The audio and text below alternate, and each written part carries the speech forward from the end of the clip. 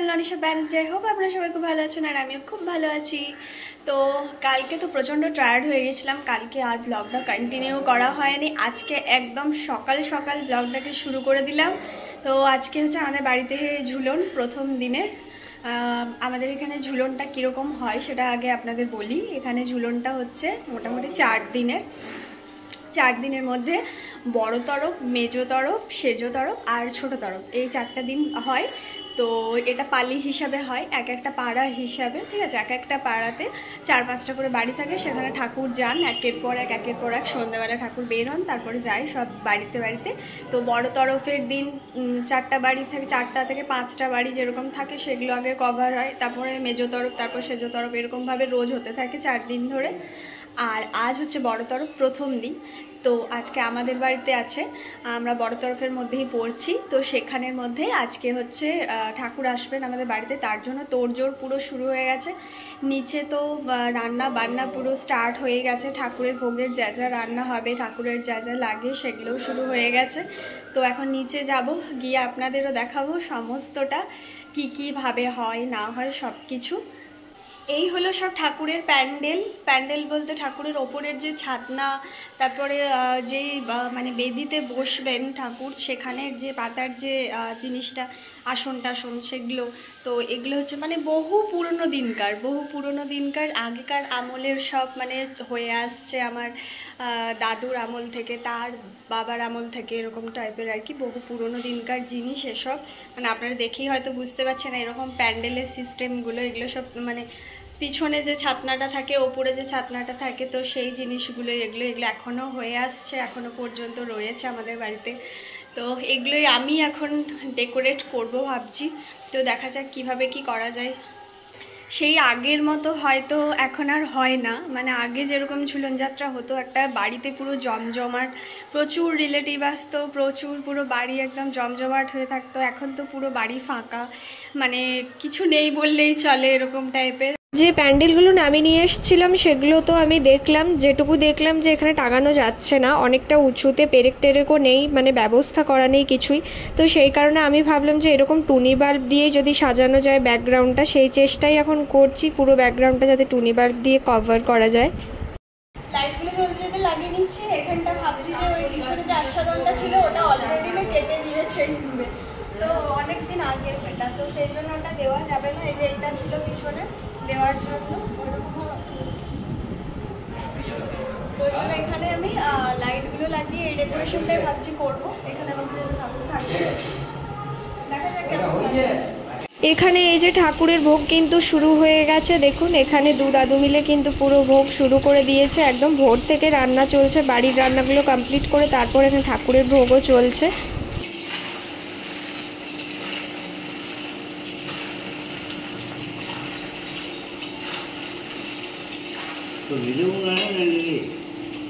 এই দেখুন এখানের মধ্যে কিন্তু সমস্ত রান্না কমপ্লিট হয়ে গেছে, তরকারিগুলো। এখানে কুমড়োর তরকারি হয়েছে, তার সাথে এখানে রয়েছে চানা, আর তার সাথে পনিরের তরকারি একসাথে, আর এখানে রয়েছে আমড়ার চাটনি, এগুলোই আপাতত হয়েছে। আর দুপুরবেলা এই যে এখানে মাছের ঝাল, এটাও রেডি হয়ে গেছে, এটা দুপুরে খাওয়ার জন্য। আর এখানে মাছ ভেজে রেখেছে, বেশ কিছুটা মাছ ভেজে রেখেছে।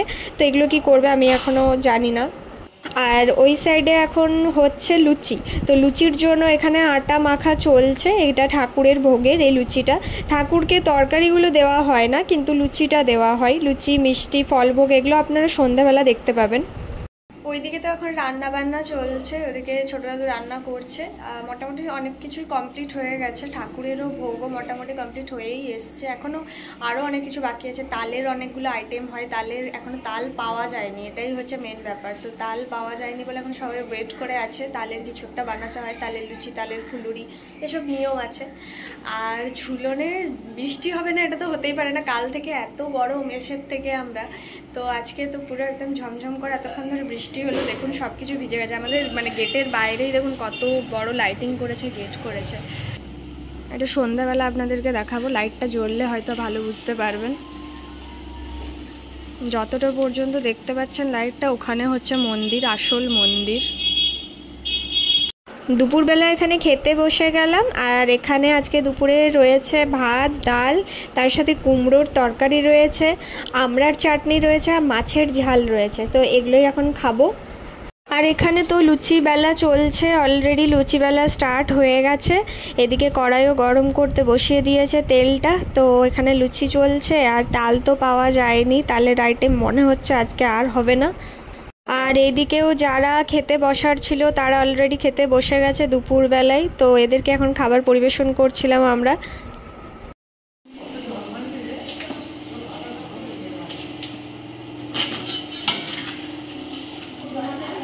দুপুরবেলা কিন্তু আমার গবলুরাও কিন্তু নতুন জামা পরে রেডি হয়েছে। এখন বাজে সন্ধ্যে 6টা। আর জামা টামা এক্সচেঞ্জ করে নিয়ে আজকে আমি ঠাকুরের ফলগুলো কাটবো, আলপনা দেবো, এগুলো করব, টুকটাক কাজগুলো করব। বাকি এখানে তো ভোগ ফোগ সব কিছু রেডি হয়ে গেছে। এখন ঠাকুর ঘরেই আছি। ঘরের ভেতরে আমাদের যে ঠাকুর ঘরটা আছে সেটা হচ্ছে এটা। আর আলাদা করে জগদ্ধাত্রী মন্দির আপনারা তো দেখেইছেন আমার আগের ব্লগে। তো যাই হোক, এটা হলো মানে ঘরের ভেতরের যে ঠাকুর ঘর, নিত্য পুজো ডেলিকার যেটা হয় সেটাই। তো এখন আমি ফলগুলো কেটে নেবো আগে। এই দেখুন, এখানের মধ্যে কিন্তু লুচি, তারপর তরকারি, মানে আরও টুকটাক যেগুলো লাগবে, ফুলুরি টুলুরি, এগুলো সব কিছু করা রয়েছে। আর তালের তো কিছু পাওয়া যায়নি, তাল পাওয়াই যায়নি, তার জন্য তালের কোনো আইটেম এবারে হলোই না, কেন জানি না।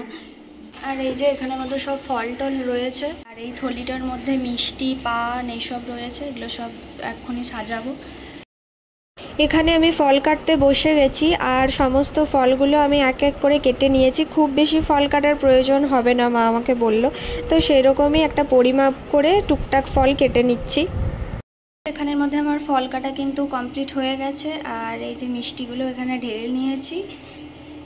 তো এগুলো এবার একে একে সাজাবো। আরও লুচি ফুচি ওগুলো সাজাতে হবে। এই হলো ঠাকুরের খাবার জল। এই যে দুটো ঘটি আপনারা দেখতে পাচ্ছেন, এই পেতলের দুটো ঘটিতে কিন্তু খাবার জলটা দিতে হয়। মানে এত সুন্দর একটা সিস্টেম, আমার তো এটা দেখে খুবই ভালো লাগছিল যে কি সুন্দর একটা সিস্টেম। তো এইরকম ঢাকা দেওয়া সিস্টেম রয়েছে, এগুলোকে এবারে এইভাবে ঢাকা দিয়ে দিয়ে দুটো ঘটিকে রেখে দিতে হবে। এবার আমি এই ঠাকুরের যেখানে ঠাকুর বসবেন এই বেদির সামনেই এক এক করে সমস্ত ফলের থালা, মিষ্টির থালা, এগুলো সব একে একে সাজিয়ে সাজিয়ে রাখছি এই জায়গাটার মধ্যে। আর দেখুন এইভাবেই কিন্তু ডেকোরেশনটা করেছি আমি। তো এই দরজা হয়েই কিন্তু ঠাকুর আসবেন, বাড়ির মধ্যে প্রবেশ করবেন। আর এই যে আমার গবলুদেরকেও কিন্তু নতুন ড্রেস পরিয়ে সুন্দর করে সাজিয়ে পাশে একটি টুল দিয়ে বসিয়ে দিয়েছি। চলুন এবার বাইরের গেটটা আপনাদের একটু দেখাই। দেখুন আমাদের একদম গেটের সামনেই কিন্তু এই গেটটি শুরু হয়েছে, লাইটিংয়ের গেটটি। আর এখানে আমরা সবাই মিলে এখন ওয়েট করছি ঠাকুর আসবেন বলে। প্রত্যেকটি বাড়িতে বাড়িতে বড় তরফে যাদের যাদের বাড়িতে আজকের দিনে পুজো হয়, তো সবার বাড়িতে বাড়িতে ঠাকুর প্রবেশ করছেন আর তারপরে আমাদের বাড়িতে আসবেন, সেই হিসাবেই এখন ওয়েট করছি। অলরেডি কিন্তু ঠাকুর আসার টাইম হয়েই এসেছে। এখন বাজে রাত প্রায় 9টা, সাড়ে 9টা।